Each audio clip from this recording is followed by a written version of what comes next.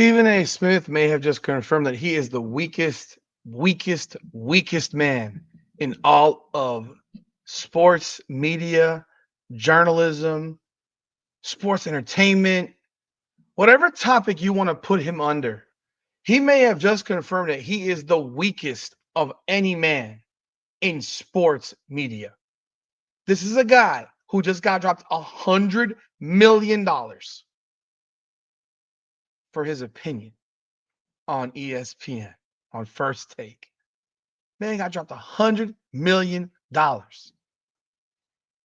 And as we all know, he was sitting courtside. And LeBron James got up in his grill and said what he had to say. And Stephen A. Smith stood there like a scared child and let the pee run down his leg and said nothing.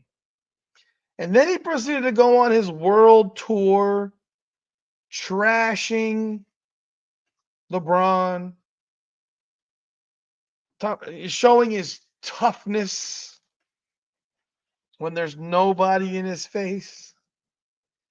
But now you have it where it's now completely taken a turn. And now he's glazing Bronny. Glazing Bronny. But let's talk about this. Welcome back, everyone, to another edition of Full Court Press. Rudy's Rant. This is where we talk about basketball, men's basketball, NBA ball. Let's talk about this because Stephen A. Smith got on First Take after Bronny dropped a career-high 17 points in a 29-point loss to the Milwaukee Bucks in a game where the Lakers had nobody play. But I'm going to let you see what it was.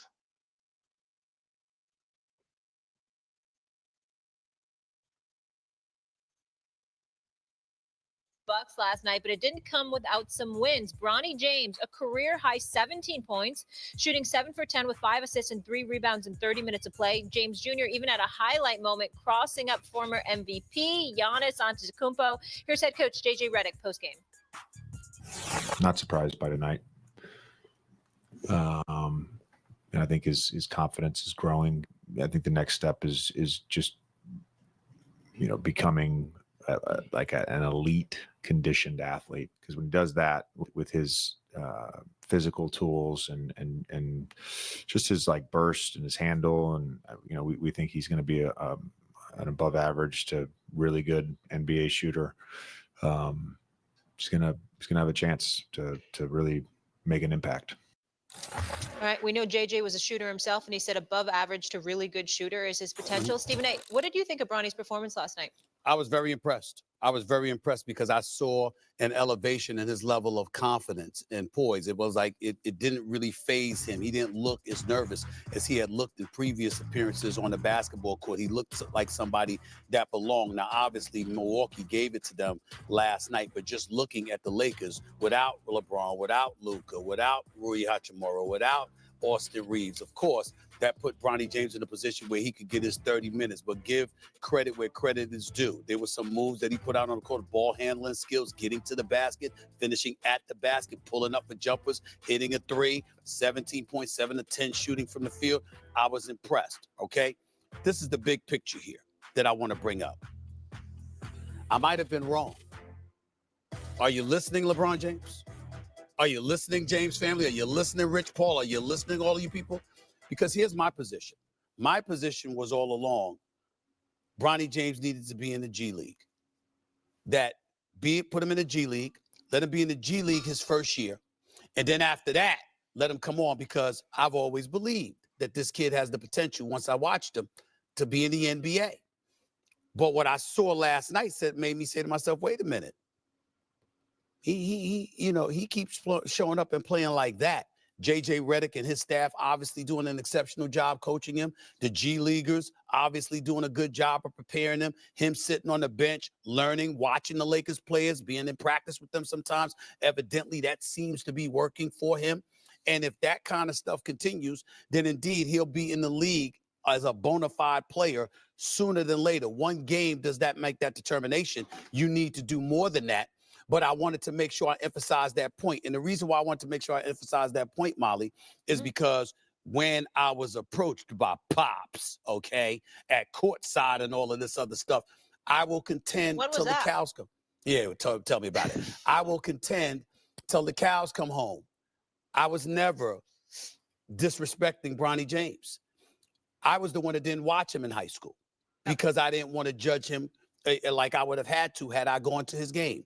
I didn't go to his college games at USC because he had the heart condition.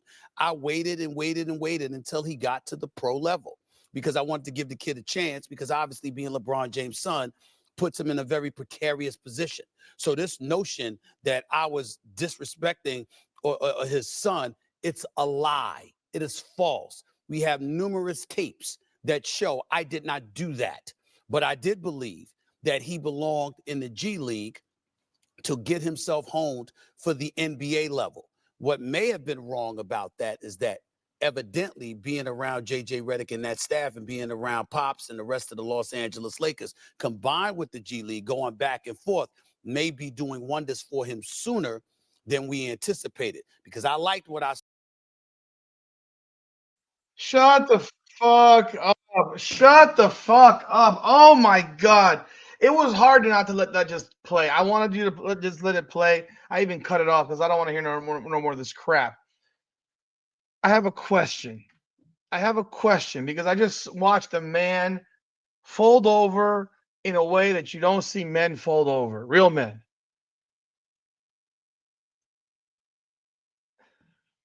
Last night, the Lakers lost 146 to 115 to the Chicago Bulls at home. Kobe White had 36. They shot 58.3% from the field, 46.3 from three. LeBron played, Luka played, Austin Reeves played, everybody played. LeBron had 17, Luka had 34, Austin Reeves had 25, and they lost by 31 points to the Bulls. Bronny played. 7 minutes. He was 0 for 4 and a -8. I'm not here to make this video about Bronny James. This has nothing to do with Bronny James. Really, it has nothing to do with him. Stephen A. Smith just went on a long-ass speech about how, you see, Rich Paul, you see, LeBron. First of all, why are we even having a conversation about this kid? Why is ESPN even putting this shit on First Take? Why is First Take even talking about this shit? The only reason people talk about this shit is because national media talks about this stuff. If national media members were not talking about it, I promise to God, no one would. No one would care. Nobody would care. National media made people care. LeBron's mouth also kind of had something to do with this with Bronny. But the reality is this. That game against the Bucks was a meaningless ass game. They lost by 29. They lost the game by 29 points where you knew nobody was playing. LeBron, Luka, Reeves, nobody played.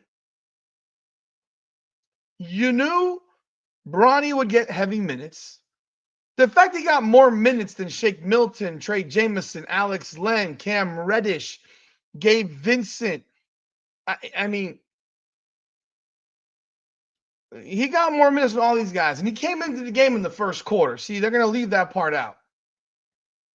They were down 12-10 when he came into the first quarter. They were down 34-19 at the end of the first quarter. They were minus 13 in the first quarter when he played. I know they want to look at, okay, he was 7 of 10, had 17 points. He had 5 assists, 3 rebounds. Great. We know what you're looking at. You're looking at the 7 of 10. That's all you're looking at. You're looking at the 7 of 10 and the 2 of 4 from 3. You're not looking at anything else. You don't care about his assists. You don't care about his turnovers. You don't care about the plus minus 36. You don't care about that. You only care about that 7 of 10. That's the only thing they're looking at. Look, we know the game. That's the only thing that they're looking at. But again, I ask the question, why are we talking about it? Why is national television talking about this shit? And then look, Stephen A. Smith makes the whole story about himself and dad. Bro, you did disrespect Bronny James. You did diss him. You have dissed him. I've said myself, I don't think he's an NBA player. I stand on that. I don't flip my shit because he has a 17-point game playing 30 minutes. There's a lot of guys in the G League who could have 17 points playing 30 minutes in an NBA game that they lose by 30. A lot of them. You're not playing. He's not the number one scorer in the G League, people. There's a lot of guys in the G League who could have an opportunity like this on a team. So now all of a sudden we ignore the other games and we just look at one. This is what he just did. He literally just went and looked at one game and said, dude, there's game after game. He had a 3 for 4 game. You didn't talk about that one. Why not? He played 3 for 4, 8 minutes against Utah, had 9 points. That's not. Why didn't you talk about that game? That was on February 12th. You really think that him sitting on the bench makes a difference? He's not an NBA ready player. He got these minutes because of the situation. It remains what it is. He gets minutes because of the situation. It remains what it is. You guys can deny it all day long. He should be in the G League, and that's it. And no one should be speaking about him. Not me, nobody. But Stephen A. Smith just literally bent over and made himself look like a clown. LeBron scared you so bad, bro, that you did a segment praising his son again. After you went on your world tour.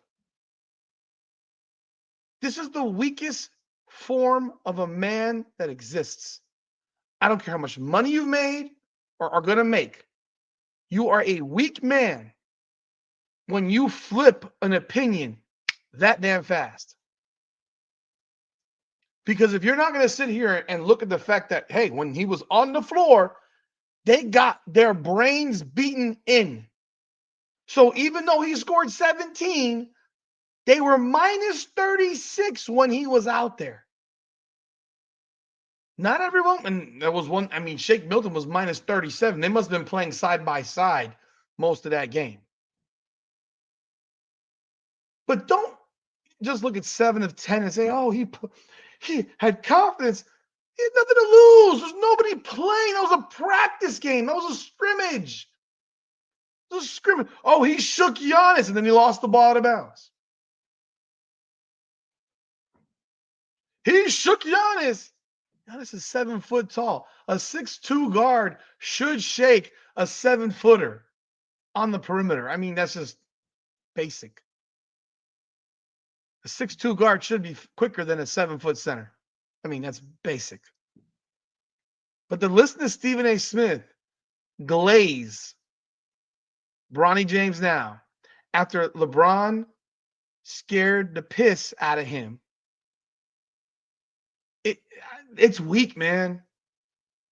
Why are you even talking about him? When would you ever talk about a 55th pick in the draft who's not playing?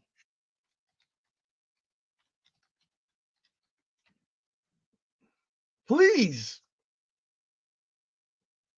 Who? Why are you talking about him?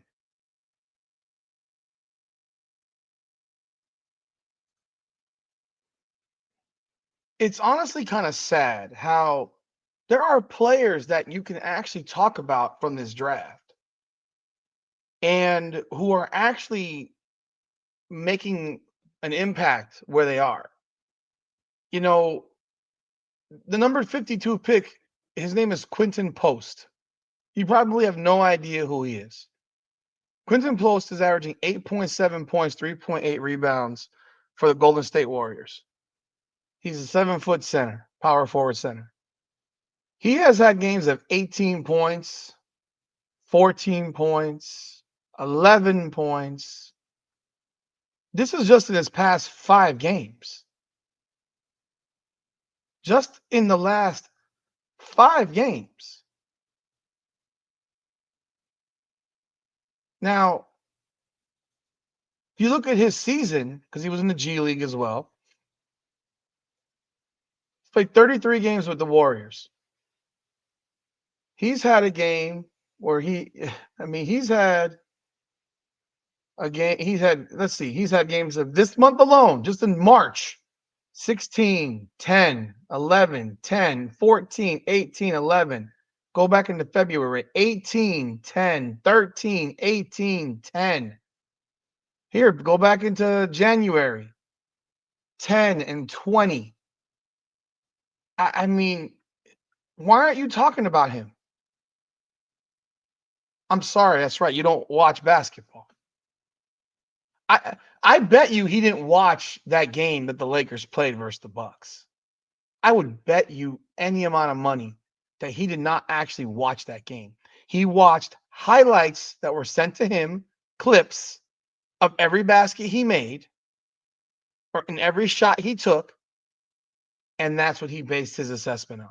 He didn't watch the game. You think Stephen A. Smith watched a Lakers game where he knew that LeBron and Luka and Reeves were not going to play? You think he watched that game? No, he got clips. And he's going to get up on there on the podium and he's going to tell you how great he played and all that bull crap. But this man does not watch basketball. He doesn't watch ball. There are other players. I mean, I know people don't want to believe it, but while he might not be having the year you might want him to have,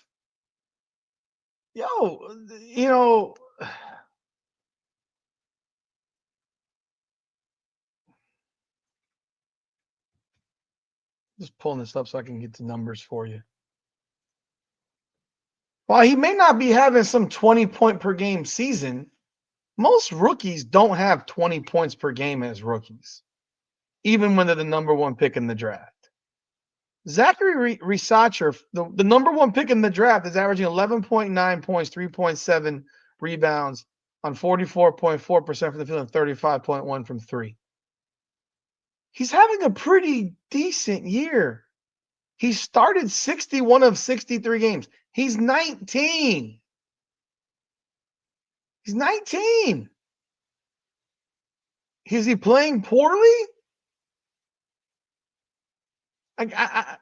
Someone, you got to help me on this one.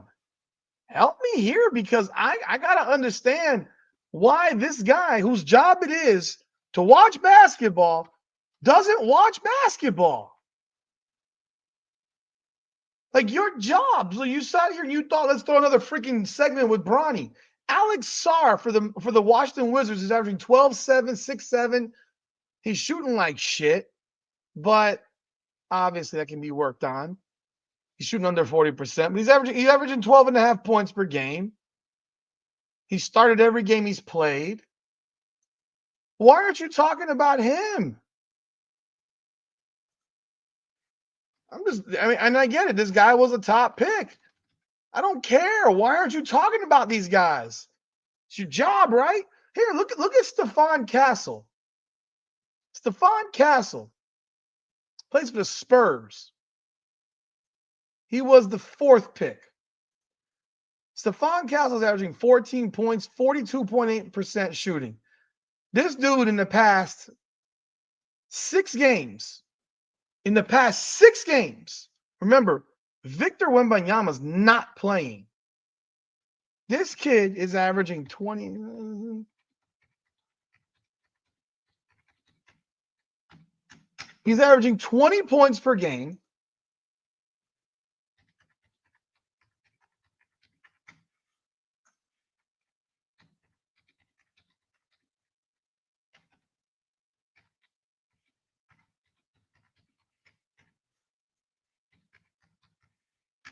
On 44.9% shooting. So 45%, he's averaging 20 a game on 45% shooting. Why aren't you talking about this kid? Hell, against the Sixers, he had 17 points and 14 assists. But this is what your job is. You don't even watch basketball, bro. Why aren't you talking about Zach Edey? I don't know if you noticed, but he plays for Memphis, and Memphis is pretty good this year. He's averaging 9.2 points on 57% shooting and 36% from three. 7'4", 7.7 rebounds. I don't know if he'll be the rookie of the year. He might be. Maybe because he's a starter on a top 8 team in the league. He's made an impact. I remember when people were saying he couldn't play in the NBA. I always thought he could. Stop talking about a 55th pick. Let alone talking about a 55th pick because he has a good game in a game they lose by 29. Stop. And damn sure, grow a sack of fucking balls. Because don't sit here and talk your shit and now flip-flop in a week. It's weak. We all know the reality. You're weak. It's just what it is. This is Full Court Press. Leave your thoughts and comments. Love to know what you got to say about this. Like the video, subscribe to the channel. I appreciate y'all. Come on now.